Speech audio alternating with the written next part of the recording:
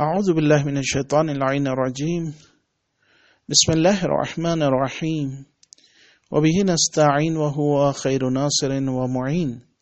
سلسلہ دروس معارف امام حسین علیہ السلام میں یہ آج 34 نمبر درس ہے۔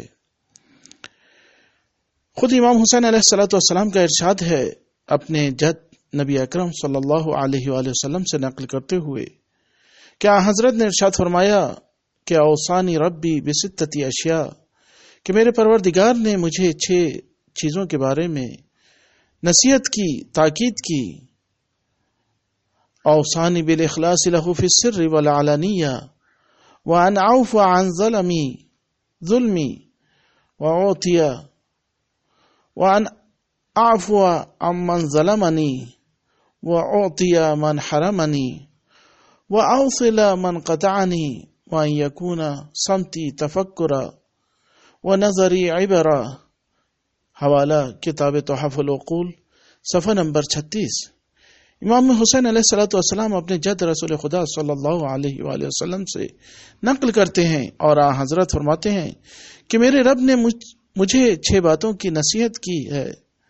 نمبر 1، اخلاص کے ظاہر و باطن دونوں میں۔ نمبر 2، درگزر کرنے کی اس سے جو مجھ پر ظلم کرے۔ نمبر 3، عطا کرنے کی اسے جو مجھے محروم کرے۔ نمبر 4، صلہ رحمی کرنے کی اس سے جو مجھ سے قطع رحمی کرے اور خاموشی کی فکر کرنے کے ساتھ۔ اور نمبر 6، دقت کرنے کی عبرت لیتے ہوئے۔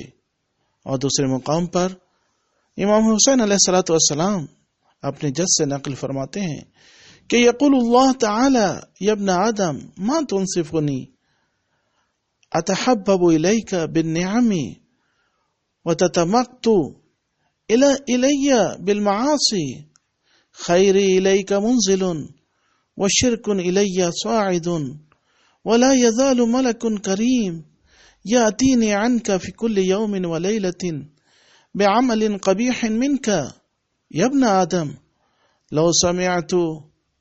لو سمعت وصفك من غيرك وأنت لا تعلم من الموصوف لسارعت إلى مقته۔ حوالہ بحر الانوار جلد نمبر 73، صفحہ نمبر 352۔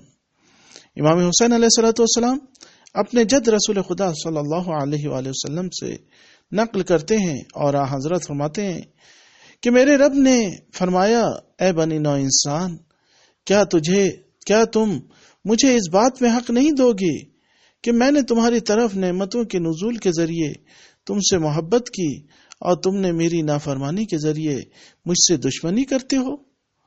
میری طرف سے تمہیں خیر ہی خیر پہنچتا ہے اور تمہاری طرف سے مجھے شر ہی شر پہنچتا ہے، کہ ہر روز دن و رات تمہاری طرف سے صرف برے عمل ہی لے کر فرشتے آتے ہیں۔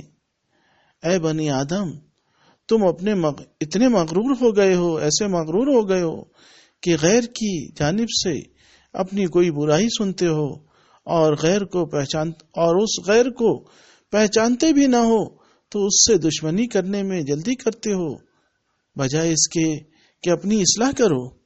وآخر دعوانا ان الحمد للہ رب العالمین۔